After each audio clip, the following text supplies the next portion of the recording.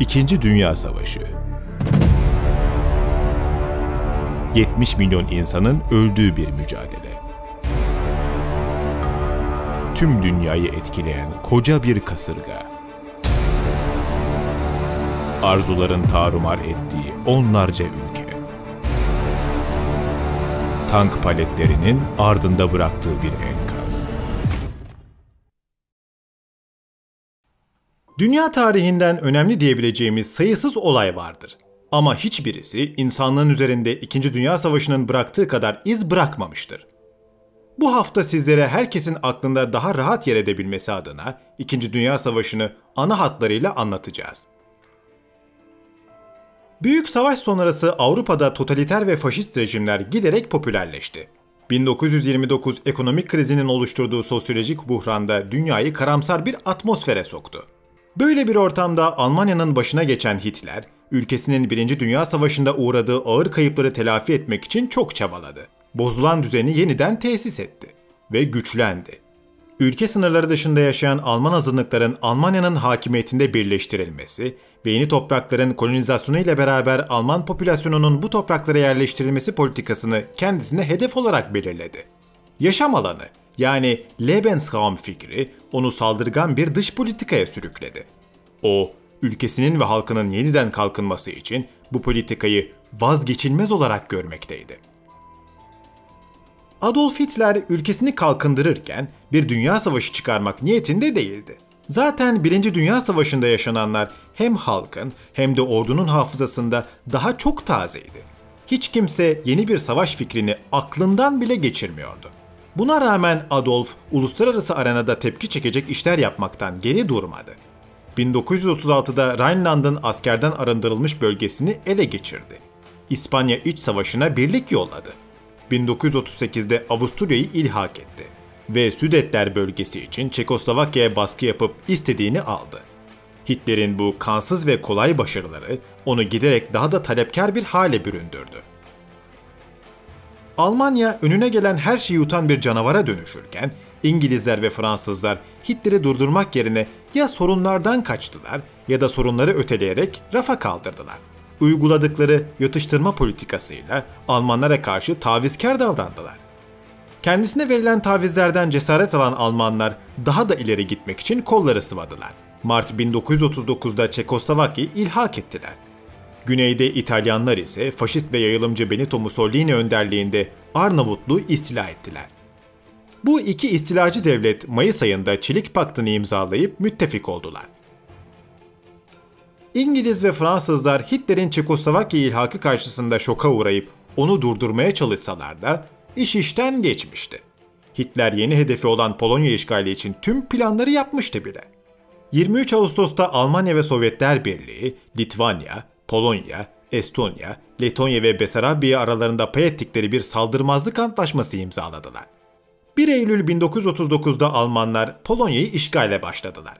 Birkaç gün sonra Fransa ve İngiltere müttefik olarak Nazi Almanyası'na savaş açtı ve düşman ülkesini denizden ablukaya almaya çalıştı. O sırada Almanlar batıdan, Ruslar ise doğudan Polonya'yı işgal etmekteydiler. Ekim ayı geldiğinde Leh topraklarının işgali tamamlandı. Polonya'nın işgaliyle ilgili detaylı videoyu sağ üstte çıkan karta tıklayıp izleyebilirsiniz. Hiç kuşkusuz ki 2. Dünya Savaşı ile ilgili merak edilen pek çok nokta var. Özellikle savaşın taraflarının güçleriyle, kullandıkları silahların özellikleri ve muharebelerle ilgili sayısız merak uyandıran veri mevcut. Kanal olarak biz de karmaşık gibi görünen bu bilgileri görselleştirerek harita üzerinde sizlere aktarmaya çalışıyoruz. Ya da sizleri bu tarz içeriklere yönlendirmeye çalışıyoruz. Bu doğrultuda veri görselleştirmenin en harika hallerinden biri olan 2. Dünya Savaşı infografik kitabını da şiddetle öneriyoruz. Kronik kitaptan çıkan bu eser emin olabilirsiniz ki şimdiye kadar önerdiğimiz en değerli eser. Savaşta kullanılan tankların özelliklerinden tutun, ülkelerin petrol rezervlerine, muharebelerdeki kayıplardan esir kamplarındaki mahkum sayılarına, insan gücü maliyetlerinden muharebe kayıplarına kadar aklınıza gelebilecek pek çok istatistiği görselleştirilmiş bir şekilde burada bulabilirsiniz. Kanal adminleri olarak hayran kaldığımız, haftalarca elimizden düşürmeyip incelediğimiz bu eseri yayımı hazırlayan Kronik Kitap'a teşekkür ediyoruz. Ve sizlerin de ciltli ve renkli özel baskı olan bu eseri de kütüphanenize eklemenizi tavsiye ediyoruz. İkinci Dünya Savaşı meraklısı olan herkesin edinebilmesi için birinci baskıya özel fiyatıyla beğenilerinize sunulmuş bu eseri aşağıdaki linke tıklayıp edinebilirsiniz. Linke tıklayıp eseri inceleyebilmeniz için birkaç saniye ara verip videomuza devam edeceğiz. Almanya işgallerini kabul ettirebilmek ve İngilizleri barışa mecbur edebilmek adına Fransa'yı işgal etmeye karar verdi. Ama mevsim kışa dönmüştü ve biraz beklemek şarttı. Ruslar ise Almanlarla imzaladıkları anlaşma gereğince İskandinav ülkelerine baskı yaptı. Finlandiya bu baskıya boyun eğmeyince Kasım 1939'da kış savaşı başladı. Finler kendilerinden kat be kat güçlü Ruslara karşı beklenenden fazla dayandılar. Mart 1940'da savaş bittiğinde Sovyet orduları beklenenden çok daha az bir toprağı ele geçirebilmişlerdi. Kış Savaşı ile ilgili videoyu yine aynı şekilde sağ üstte çıkan karta tıklayıp izleyebilirsiniz. Finlerle yapılan savaşı takiben Sovyetler Birliği, Letonya, Estonya, Litvanya ve Romanya'nın Besarabya ile Bukovina bölgelerini işgal etti. 1940 baharında müttefikler İsveç-Almanya arasındaki demir koridorunu tıkamaya çalıştılar. Hitler demir akışını korumak için Danimarka ve Norveç istilasına girişti. Kısa sürede bu iki ülkeyi işgal edecekti. Fakat Hitler'in odaklandığı asıl iş Fransa'nın istilasıydı. 10 Mayıs 1940'ta gerekli emri verdi. Alman ordusu Wehrmacht, müttefiklerin tahminlerinin aksine Ardenler bölgesinden sürpriz bir şekilde tankları ilerletti. Blitzkrieg taktiğini kusursuzca uygulayıp Manş Denizi'ne vardı ve çok sayıda düşman askerini Dunkirk cebinde sıkıştırdı. Alman komuta kademesindeki anlaşmazlıklar ya da Hitler'in İngilizlere olan müsamahası dolayısıyla kapana kıstırılan askerler deniz yoluyla buradan tahliye edildiler. Wehrmacht başarılı bir şekilde işgale devam ederken 10 Haziran'da İtalya'da Fransa'ya savaş ilan edip saldırıya geçti. Ayın ortasında Almanlar Fransa'nın çoğunu ele geçirmiş, ele geçirmedikleri bölgede de kendilerine bağlı Vichy hükümetini kurmuşlardı. Alman ve İngiliz donanmaları Atlantik Okyanusu'nda çatışırken Hitler İngilizleri barışa zorlamak için Britanya adasına saldırmayı düşündü. Luftwaffe Temmuz'la beraber İngiliz şehirlerine bomba yağdırmaya başladı. Fakat İngiliz Kraliyet Hava Kuvvetleri yenilgiye uğratılamadı. Hem bunun etkisiyle hem de savaşın yönünün değişmeye başlamasıyla Almanlar adaya karadan çıkarma yapma girişimi olan Deniz Aslanı Harekatı'nı iptal ettiler. Eylül 1940'ta Japonya'nın Almanya ve İtalya'nın yanında yer almasıyla Mihver Devletleri İttifakı oluştu. Macaristan, Slovakya ve Romanya'nın katılımlarıyla da ittifak güçlendi. Hitler, Britanya adası üzerine kara bir bulut gibi çökmüşken Mussolini için Akdeniz'de bir fırsat doğdu. İtalyan orduları 13 Eylül'de İngilizlerin elindeki Mısır'a, 28 Ekim'de İngilizlerle ittifak olmakla suçladıkları Yunanistan'a saldırdılar. Bu iki girişimde de başarısız oldular. Yunanlar beklenmedik bir inatçılıkla direnip İtalyan işgalini durdurdular. Kuzey Afrika'da durum daha kötüydü. İngilizler İtalyanlardan gelen saldırıyı göğüsleyip Şubat 1941'e kadar Sirenayka bölgesinin tamamını ele geçirdiler. İtalyanları kurtaran İngiliz hükümetinin strateji değiştirmesi oldu. Sirenayka'daki başarının ardından buradaki birliklerin çoğu Yunanistan'a kaydırıldı. Adolf Hitler, Mussolini'nin işleri eline yüzüne bulaştırması ve İngilizlerin Yunanistan üzerinden Romanya petrolüne tehdit oluşturmasıyla duruma müdahale etti. Libya'da Alman Kuzey Afrika kolordusunu kurdu. Balkanlarda ise 1 Mart'ta Bulgaristan'ı ve 25 Mart'ta Yugoslavya'yı Mihver İttifakı'na dahil etti. 2 gün geçmeden beklenmedik bir olay oldu. General Dušan Simović Yugoslavya'da bir darbe yapıp yönetime geldi ve Mihver devletlerden ayrıldığını açıkladı. Bunun üzerine Hitler, Yugoslavya ve Yunanistan'ın işgalini içeren bir harekatın hazırlıklarını başlattı. Afrika'daki kuvvetlerin komutanı Erwin Rommel, 31 Mart'ta saldırı başlatıp kısa sürede İtalyanların kaybettiği tüm yerleri alıp Mısır sınırına kadar dayandı. Başarı bir anda bu tali cephenin önemini arttırdı. Almanlar başarılarını sürdürüp Mısır üzerinden Orta Doğu petrollerine ulaşabilirlerdi. Bunu önlemek isteyen İngilizler derhal cepheyi takviye etti. Bu da Libya ve Mısır'daki savaşın hararetini arttıracaktı. Savaşın Kuzey Afrika cephesiyle ilgili detaylı içeriği yine aynı şekilde sağ üstteki karta tıklayıp izleyebilirsiniz. 6 Nisan'da Balkan Seferi başladı. Alman 2. Ordusu Belgrad'a girip 17 Nisan'da Yugoslavya'yı devre dışı bırakırken 12. Ordu da Yunanistan'a girdi ve 22 Nisan'da ülkeyi teslime zorladı. İngiliz askerleri zar zor Girit adasına çekildiler.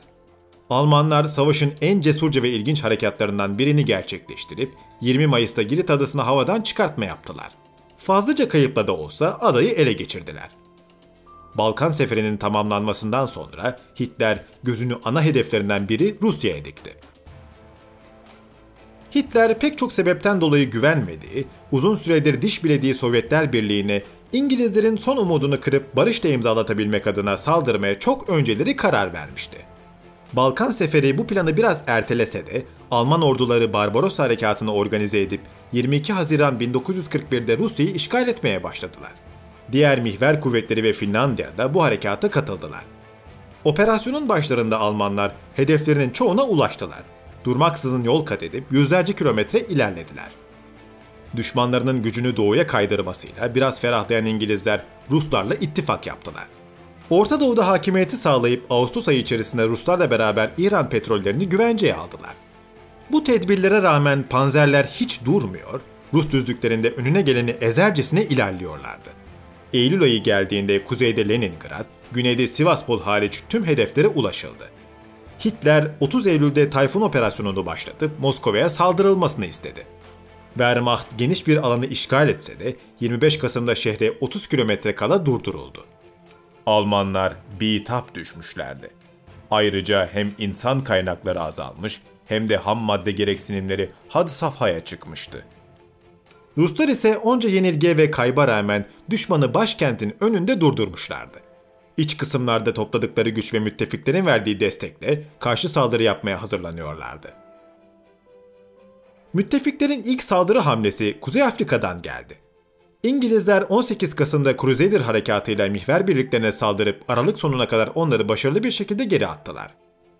5 Aralık'ta ise Moskova önlerinden Rus karşı taarruzu başladı. Kızıl Ordu saldırının şokuyla ve kışın onlara verdiği avantajla Wehrmacht'ı 150 kilometre ile 300 kilometre arasında geriletti. Fakat Nisan 1942'ye kadar sürecek saldırılarda düşmanlarını Rus toprağından çıkaramadı. Sovyet liderleri Almanların inatla Rus topraklarında tutunacağını ağır kayıplar vererek anladılar. İki cephede de taarruzun başlamasından az bir zaman sonra çok uzaklarda savaşın seyrini değiştirecek büyük bir olay oldu. Uzak Doğu'da Japonya, 1930'lardan beri yayılımcı bir politika güdüyordu. Bu amaçla Mançurya ve Çin'e saldırmış, Avrupalı devletlerin bazı kolonilerine göz dikmişti. Yani hali hazırda Pasifik'te var olan bir savaş vardı. Çıkarları doğrultusunda mihver devletlerinin bir üyesi olan Japonya, saldırgan politikasına devam edince Avrupalı devletlerin petrol ambargosuyla karşılaştı. Bunu kendisine fiili bir savaş ilanı saydığı gibi Almanya'nın başarılarından da güç alıp başta ABD ve diğer devletlerin kendi önünü kesmesine engel olmak için işe koyuldu. Kendisine saldıracağını düşündüğü ABD'ye ait filoyu yok etmek için 7 Aralık 1941'de Pearl Harbor baskınını düzenledi. Böylece savaşa girmek için can atan ABD sahaya indi ve 2. Dünya Savaşı'nın Pasifik cephesi açıldı. Pearl Harbor baskını ile ilgili detaylı videoyu sağ üst taraftaki karttan izleyebilirsiniz. ABD Başkanı Franklin Roosevelt derhal mihver kuvvetlere savaş ilan ettiyse de ülkesi baskından sonra epey sarsılmıştı.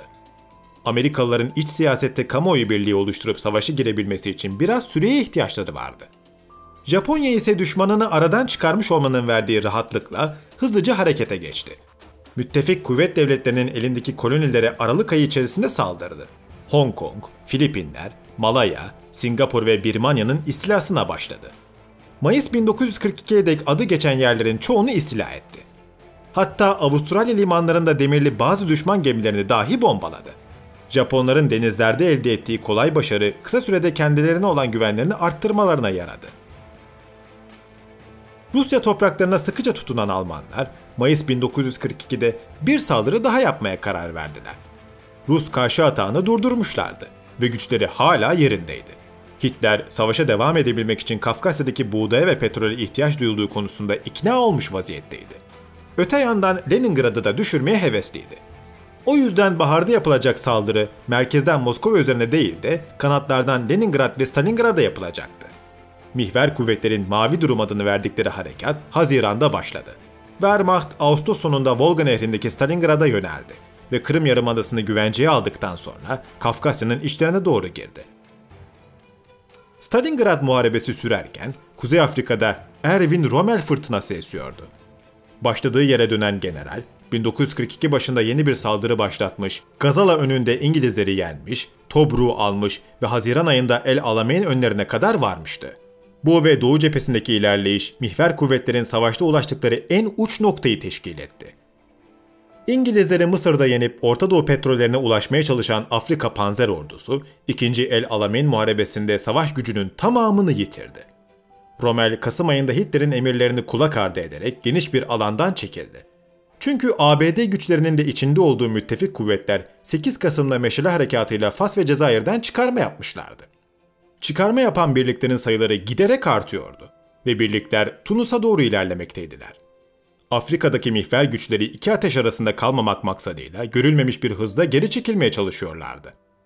Çıkarmayı takiben Almanlar Vichy hükümetinin yönetimindeki Güney Fransa'yı işgal ederken bazı hükümet yetkilileri Almanların eline geçmemesi için Fransız donanmasını yaktı. Almanlar adına durumlar her cephede kötü gider olmuştu. Kuzey Afrika'da mağlubiyet alındığı sıralarda Ruslar da yeni bir saldırıya hazırlanıyorlardı. Stalingrad'da büyük bir direnç gösterdikten sonra Ural Dağları'nda hazırladıkları kuvvetlerle 19 Kasım'da Uranüs Harekatı'nı başlattılar. 1-2 günde Alman 6. ordusunu Stalingrad'da kuşattılar. 6. ordunun kurtarılması için Aralık ayında kış fırtınası harekatı yapıldıysa da girişim başarıya ulaşamadı. Ruslar düşmanının güney ordusunu sarmak için Küçük Satürn harekatına giriştiler. Bunun üzerine Alman orduları 1943'ün Ocak sonunda Don Nehri'nin batısına çekilirken Stalingrad'da hayatta kalan askerler de teslim oldular. Pasifik'teki savaşta yön değiştirmekteydi. Japonya 4 ayda Büyük Doğu Asya Ortak Refah Alanı hedefine ulaşmıştı. Ama daha hiçbir şey bitmemişti. ABD'nin yeniden Pasifik'e dönmesini engellemeleri lazımdı. Bir yandan Çin'de ilerleyen Japonlar, ABD ile Avustralya arasındaki bağlantıyı kesmek için harekete geçtiler. ABD ve Japonya arasında Mayıs 1942'de Mercan Denizi Muharebesi gerçekleşti. Muharebede taktiksel olarak Japonlar üstün gelse de stratejik olarak Amerikalılar zafer kazanmış ve düşmanını geri püskürtmüştü. Japonlar ikinci bir adım olarak Midway adasını alıp ABD donanmasını savaşa sokmayı ve düşmanın uçak gemilerini yok etmeyi planlıyordu. Bu düşünce neticesinde Haziran başında Midway Deniz Muharebesi gerçekleşti. Bu muharebe Pasifik cephesi için bir dönüm noktası oldu. Zafer ABD'de kalırken Japonlar hava ve deniz kuvvetlerinin mühim bir kısmını kaybettiler. Sonrasında Amerikalılar Japonya 3. ana savunma hattının bulunduğu Solomon Adalarına da saldırdılar. Ağustos'ta başlayan Guadalcanal Muharebesi Şubat 1943'te bitti ve bölge müttefiklerin eline geçti. Arakan ve Birmanya'ya yönelik İngiliz taarruzları ise başarısız oldu. 1943 yılı mihverin düşüşünü de beraberinde getirdi. Kuşatılmaktan kurtulan Afrika'daki Alman ordusu hala düşmeyen Tunus'a kadar çekilip bu köprü başında direnmeye çalıştı. Müttefikler burayı Avrupa'ya geçmek için bir sıçrama noktası olarak gördüğünden mihver de Tunus'u olabildiğince güçlendirdi. Aylar süren amansız çarpışmaların neticesinde mihver kuvvetleri daha fazla dayanamayıp 100.000'den fazla esir vererek Mayıs ayında Afrika'dan zar zor çekildiler. Böylece müttefikler için Avrupa'ya geçiş fırsatı oluştu. Müttefikler belli ki Avrupa'ya çıkarma yapacaklardı. Ama bunun nereden olacağı kafa karıştırmaktaydı. Manş Denizi'nden Yunanistan sahillerine kadar her noktadan saldırı gelme ihtimali vardı. Ayrıca en iyi adamlarını Tunus'ta kaybeden İtalyanlarla Almanların arası da bozulmuştu. Mussolini'nin ülkesini koruması için Alman yardımına ihtiyacı vardı. Ama o, Hitler'in İtalya üzerinde hakimiyet kurmasından da korkuyordu. Afrika'daki işlerini tamamlayan müttefik birlikleri, o sırada Husky harekatıyla 500.000 askeri Sicilya'ya çıkarmak için hazırlanıyorlardı. Temmuz ayında hazırlıklar tamamlanınca çıkarma başladı. Adada savaş devam ederken İtalya'daki muhalifler Mussolini'yi devirdiler. Yeni kurulan hükümet, müttefiklerle barış masasına oturmaya yeltenince Almanya lideri Mussolini'yi esaretten kurtarmak için kolları sıvadı. Amerikan ve İngiliz askerleri ise mihver kuvvetler Doğu cephesinden adam çekip savunmayı kuvvetlendirse de başarılı oldular ve Ağustos'ta adayı tamamen ele geçirdiler. Özellikle İtalyanlar Sicilya'daki çatışmalarda çok büyük kayıplar verdiler. 3 Eylül'de müttefikler İtalya çizmesinin ucundan çıkarma yaptılar.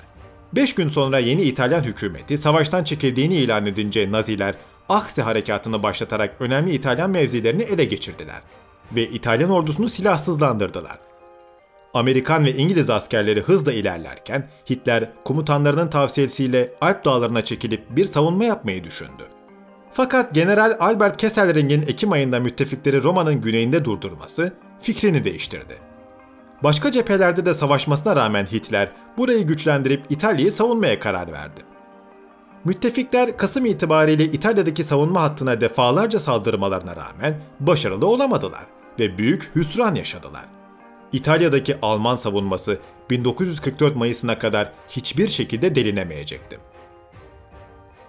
İsterseniz Stalingrad sonrası bıraktığımız Doğu cephesine dönelim. Stalingrad yenilgisi ve Rusların 1943'teki baskıları sonucunda Alman A Ordular grubu Kafkaslardan çıkıp Don Nehri'ne çekilmişti. Kızıl Ordu'nun ardı arkası kesilmeyen taarruzları karşısında Alman ordularının yaralarını sarabilmesi için geri çekilmesi gerekiyordu. Bu süreçte Harkov gibi önemli bir yer kaybedilse de çekilme gerçekleşti ve Alman savunma hattı Leningrad'dan Karadeniz'in kuzeyine kadar uzanan 1500 kilometre bir çizgiye geriledi.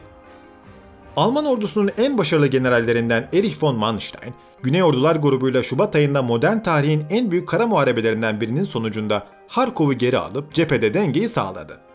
General Manstein'ın askeri kariyeriyle ilgili detaylı içeriği kanalımızda bulabilirsiniz. 1943 baharı gelirken iki taraf da kendi saldırı planlarını yapmaktaydı. Almanların tüm cephede genel bir taarruz gücü kalmamıştı. Ama ellerindeki gücü iyi kullanabilirlerse inisiyatifi ellerinde tutmaya devam edebilirlerdi. Almanlar bu düşünceyle Sovyet asker gücünün 1/5'inden fazlasının bulunduğu Kursk çıkıntısını vurmayı hedeflediler. Zitadelle harekatıyla burası ele geçirilirse Kızıl Ordu'ya ağır bir darbe indirilecekti. Ruslar ve Almanlar Kursk'ta olacağı çok belli olan büyük muharebe için hazırlandılar. Almanlar Sicilya ve İtalya'daki müttefik çıkarmasından dolayı odaklarını tam toparlayamasalar da Temmuz ayında saldırıya geçtiler. Tarihin en büyük tank muharebesinin gerçekleştiği Kursk'ta Kızıl Ordu, Wehrmacht'a unutamayacağı bir yenilgi tattırdı. Ve cephedeki tüm inisiyatif Ruslara geçti. Kızıl Ordu saldırı sahasını ve baskısını arttırarak hızla ilerledi. Almanlar Eylül sonunda Dnieper Nehri'nin batısında zar zor tutundular. Kasım ayında Kiev'i dahi kaybettiler. Ayrıca Kursk yenilgisi Almanların Leningrad taarruzundan tamamen ve kesin olarak vazgeçmesine de yol açtı. 1943 yılı Pasifik'teki savaşın 3. aşamasını teşkil etti. Japonlar Guadalcanal Muharebesi'nde yenildikten sonra hemen hemen tüm noktalarda savunmaya geçtiler. Amerikalılar beklediklerinden hızlı toparlanmışlardı ve kendilerinin ekonomik gücü Washington yönetimiyle kıyaslandığında çok daha azdı. Bazı adaları kaybetmeyi göze alıp savunmalarını biraz daha geri çekip biraz daha zaman kazanmaya çalıştılar. Müttefik devletlerin liderleri 1943 sonunda Avrupa'daki savaş için 3 ana harekat belirlemişlerdi. İlki Normandiya'ya çıkarma yapmak, ikincisi Güney Fransa'ya tali bir çıkarma yapmak, üçüncüsü ise Roma'yı alıp Alplere ilerlemekti. İtalya'daki harekat birkaç dakika önce söylediğimiz gibi bir hüsrana dönüştü. Ve Mayıs 1944'e kadar müttefikler istedikleri başarıları elde edemediler. Haziran'daki saldırıda Roma ele geçirilse de yine istenilen mesafe kat edilemedi. Cephedeki 600 bin adam sene sonuna kadar Almanların da yer yer çekilmesiyle Bologna-Ravenna hattına kadar anca varabildi. İtalya cephesindeki mücadele, Almanların Fransa'ya asker kaydırmasını engellemek dışında müttefikler adına çok da faydalı olmadı. Müttefiklerin ana hedefi Normandiya'ya yapılacak çıkartmaydı. 2000 kilometreden uzun olan Atlantik duvarını delip geçmek için var güçleriyle hazırlanıyorlardı. Öte yandan saldırı bekleyen Almanların durumu ise pek iç açıcı değildi. Özellikle emir komuta zinciri Arap saçına döndüğünden uygulanacak taktikler başta olmak üzere her konuda belirsizlik vardı. Bu ortam içerisinde İngiliz ve Amerikan birlikleri 6 Haziran 1944'te Normandiya'ya çıkarma yaptılar. Ve Almanların üst üste yaptıkları hataları da iyi değerlendirip sahile tutunmayı başardılar. İnfografik eserine göre müttefikler ilk gün 154.465 askeri karaya çıkarmışlardı. Savunma tertibatlarının derinliği ve Normandiya çıkarması ile ilgili pek çok istatistiği 2. Dünya Savaşı infografik eserinden öğrenebilirsiniz. Almanlar üst komuta zincirinde peşi sıra yapılan değişikliklerle ve özellikle 20 Haziran'da Hitler'e düzenlenen suikastle zihinsel olarak iyice dağılınca müttefikler tutundukları noktadan Fransa içlerine doğru saldırıya geçtiler. Eylül ayına kadar çok büyük kayıplar vererek, yer yerde büyük fırsatlar kaçırarak Fransa'ya özgürlüğünü kavuşturdular. Ama Eylül ayında toparlanan düşman karşısında bir anda çakılıp kaldılar. 1944 kışı geldiğinde durum haritadaki gibiydi. Kış geldiğinde Batı cephesi sakinlese de Doğu cephesi için aynı şey geçerli olmadı. Almanlar Doğu cephesinde Ruslar karşısında iyice dezavantajlı duruma düşmüştü. Wehrmacht sayı olarak az olduğu gibi teçhizat, tank, silah sayısı bakımından da düşmanından daha yetersizdi. Kaynaklar tükenmiş, hava üstünlüğü tamamen kaybedilmişti. Üstüne bir de cephe hattı tutulamayacak kadar genişti. Ruslar Amerikalılardan aldıkları takviyeyle de 1943 sonunda Kiev tarafındaki cephe çıkıntısından bir kış taarruzu başlattılar. Geri çekilmeyip savaşan Alman birliklerini sarıp yok ettiler. Leningrad kuşatmasını kırdılar. Ukrayna'nın batısını da ele geçirip Mayıs ayında Karpat Dağları'na kadar dayandılar. Bu ay içerisinde Almanya tarafı cepheyi az da olsa istikrara kavuşturmuştu. Ama Finlandiya ve Romanya gibi uyduları Sovyetlerle barış yapma konusunda oldukça hevesliydiler. Müttefiklerin Normandiya çıkarmasını takiben Ruslar, Haziran ayı sonlarında Pripet bataklıklarından Belarus taarruzuna başladılar. En başarılı Sovyet saldırılarından biri gerçekleşti ve mihver hattı yarıldı. Kızıl Ordu Ağustos ortasında Varşova önlerine dek vardı. Romanya önce teslim oldu, ardından taraf değiştirdi. Takiben Bulgarlar da Rus işgaline boyun eğip taraf değiştirdiklerini ilan ettiler. Finler de hemen hemen aynı dönemlerde pes ettiler. Kızıl Ordu'nun Rusları sonbaharda da durmayıp ilerlediler. Baltığı temizleyip Doğu Prusya'ya dayandılar. Karpatlar üzerinden Macar Ovası'na inip Budapeşte'ye dek ulaştılar ve Slav partizanlarla beraber Belgrad'ı ele geçirdiler. Yunanistan ve Yugoslavya'daki Alman kuvvetleri hızla çekilince Güney Balkanlar müttefiklerin eline geçti. Ruslar daha da ilerlemeye niyetliydiler. Ama kış gelince Almanlar Batı cephesinde olduğu gibi burada da toparlandılar ve katı bir savunma yapmak için son kez güç topladılar. Alman şehirleri müttefik uçaklarının bombardımanı altında bu sefer anavatan savunması için çalışmaktaydılar. Pasifik Savaşı'nda 4. evreye girilmişti. Amerikan donanmaları 1944'ün baharına kadar Gilbert, Marshall ve Caroline adalarını aldılar. Güneybatı Pasifik'te kritik kazanımlar elde ettiler. Böylece Japonların hayati olarak gördükleri savunma çemberinin ilk halkası kırılmış oldu. Sene ortasında hızlanan Amerikalılar Yeni Gine'de kritik havaalanlarını ve Mariana Adalarını alıp Japon iç savunma hattını da kırdılar. Mariana Adaları çok önemliydi. Çünkü bu adalar Filipinler, Çin, Formosa ve Japonya'ya doğrudan saldırmak için gerekli ilk yerlerdi. Sıradaki hedef Filipinler oldu. ABD, Japonların Batı Hindistan adalarındaki petrole ulaşmasını engellemek için Ekim 1944'te buraya saldırdı. Dünya tarihinin en kanlı hava ve deniz muharebelerinden bazılarının yaşandığı Filipinler harekatının sonucunda Amerikalılar kritik noktaları ele geçirdiler. Sonrasında da doğrudan Japonya adasına yöneldiler. İngilizler ise Çinlilerle birlik olup Japonları Birmanya'dan çıkarmaya çalışıyorlardı. 1944 yılı kışı geldiğinde Almanlar biraz olsun toparlanmış ve savunma için adam akıllı organize olmuşa benziyorlardı. Bundan cesaret alan Hitler, en iyi savunma saldırıdır prensibiyle Batı cephesindeki müttefik birliklerini yarıp geçmeyi hedefleyen bir taarruz için düğmeye bastı. Müttefikler o sırada kendi saldırılarını organize etmekle uğraşıyorlardı. Zaferin geleceğinden çok emindiler.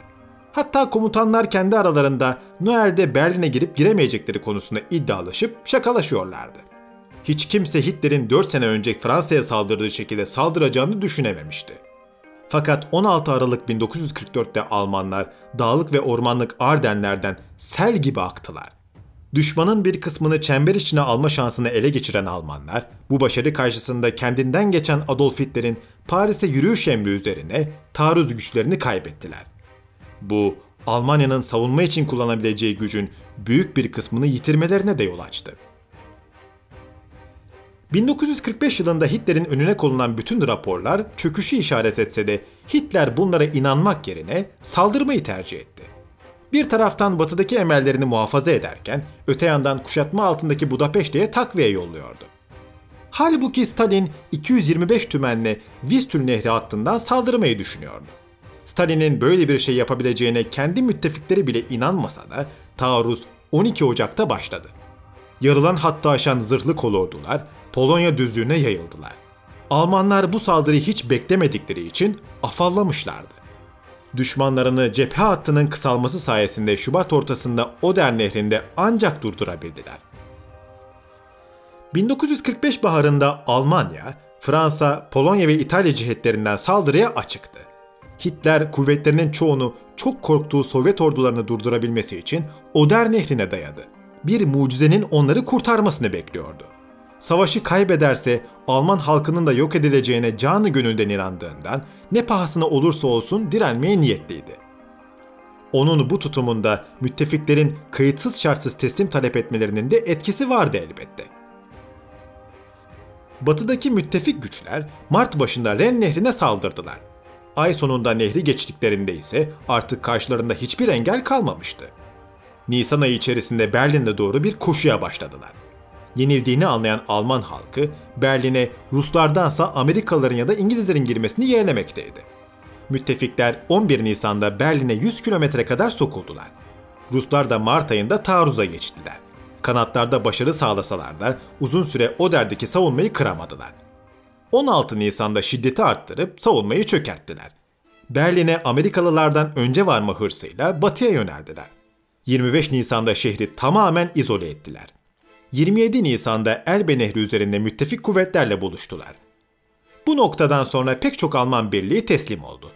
Ama Hitler Berlin'in varoşlarından savaşa devam etti. Tüm ümitlerini kaybedince 30 Nisan'da intihar etti. Avrupa'daki savaş onun ölümünü takiben 8 Mayıs'ta resmen sona erdi.